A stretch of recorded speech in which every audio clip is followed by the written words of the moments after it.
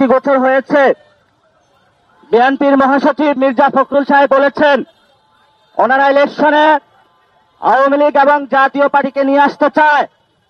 এটা একটা জাতি হিসাবে আমাদের জন্য লজ্জার, এবং বিএনপির তৃণমূলে যারা নেতাকর্মী রয়েছে আমরা তাদেরকে আহ্বান জানাবো, শহীদ জিয়া বাংলাদেশে এই পলিটিক্স করে নাই, খালেদা জিয়া বাংলাদেশে এই পলিটিক্স করে নাই।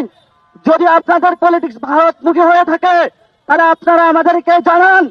আসসালামু আলাইকুম বন্ধুরা, আপনারা দেখতে পারতেছিলেন নাসিরউদ্দিন পাটোয়ারির কথা। তো নাসিরউদ্দিন পাটোয়ারি তিনি বলতে চাইছেন যে মির্জা ফখরুল ইসলাম আলমগীর তিনি নাকি বক্তৃতা দিয়েছেন যে আওয়ামী লীগ এবং জাপাকে নির্বাচন করতে দেওয়া দরকার। এখন হঠাৎ করে তিনি এই কথা কেন বললেন, এছাড়া নাসিরউদ্দিন পাটোয়ারি তার জবাবে কি কথা বললেন তা দেখতে পারবেন আজকের ভিডিওতে। তো বন্ধুরা ভিডিওটা শেষ পর্যন্ত দেখতে থাকুন, তাহলে জানতে পারবেন নাসিরউদ্দিন পাটোয়ারি মির্জা ফখরুল ইসলাম আলমগীরের কথার সাথে কি কথা বলেন এবং সামনে তিনি কি কথা বলতে যাচ্ছেন তা দেখতে পারবেন সামনের এই ভিডিওর মাধ্যমে।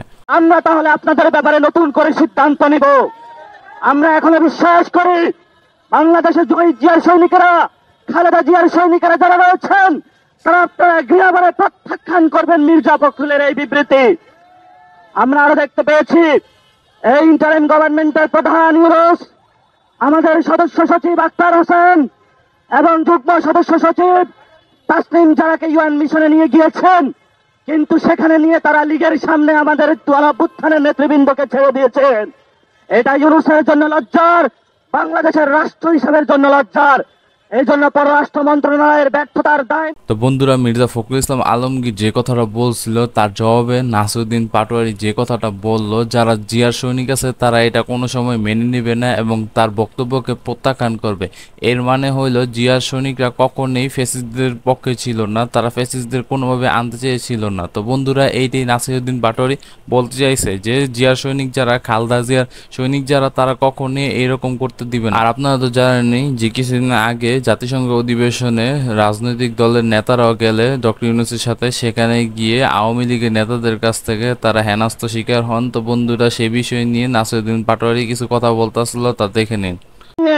অতীব সত্তর তাদের ব্যর্থতার দায় হিসাবে বাংলাদেশের মানুষের সামনে এসে তাদের ক্ষমা প্রার্থনা করতে হবে, এবং গণঅভ্যুত্থানে যারা রয়েছেন বাংলাদেশে যে দূতাবাসগুলোতে এখনো আওয়ামী লীগের সাঙ্গপাঙ্গরা রয়েছেন, অতি দ্রুত গতিতে সিভিল সার্ভিস থেকে, সেনাবাহিনী থেকে, বিভিন্ন রাষ্ট্রের অঙ্গ প্রতিষ্ঠান যারা রয়েছে, অতীব সত্তর আওয়ামী লীগের যে গুন্ডা বাহিনী রয়েছে তাদেরকে দ্রুত গতিতে অপসারণ করতে হবে।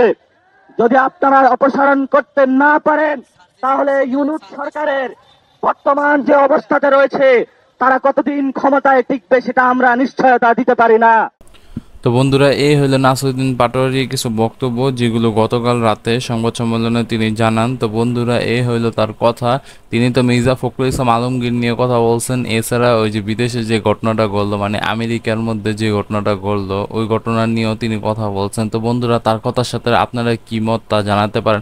এছাড়া তিনি তো বলছেন, ডাইরেক্ট সরাসরি বলছেন যে আওয়ামী লীগের নেতা ফেতারা বা আওয়ামী লীগের কর্মীরা যারা বাংলাদেশের প্রত্যেকটা প্রশাসনিক কাজে এছাড়া বা আইনি কাজের সাথে সংযুক্ত রয়েছে তাদেরকে ওইখান থেকে প্রত্যাখ্যান করতে হবে। এই হলো তার কথা। তার কথার সাথে আপনাদের কি মত তাও জানাতে পারেন। তো বন্ধুরা এই ছিল ভিডিওটি, দেখা হবে নতুন কোনো ভিডিওতে। সে পর্যন্ত ভালো থাকবেন। আর যদি মনে হয় ভিডিওটা শেয়ার করার মতন তাহলে বন্ধু বান্ধব আত্মীয়স্বজনের মাধ্যমে শেয়ার করতে পারেন। চ্যানেলে নতুন এসে থাকলে চ্যানেলটা সাবস্ক্রাইব করে দেবেন। তো এই ছিল ভিডিওটি, দেখা হবে নতুন কোনো ভিডিওতে। সে পর্যন্ত ভালো থাকবেন। আল্লাহ হাফেজ।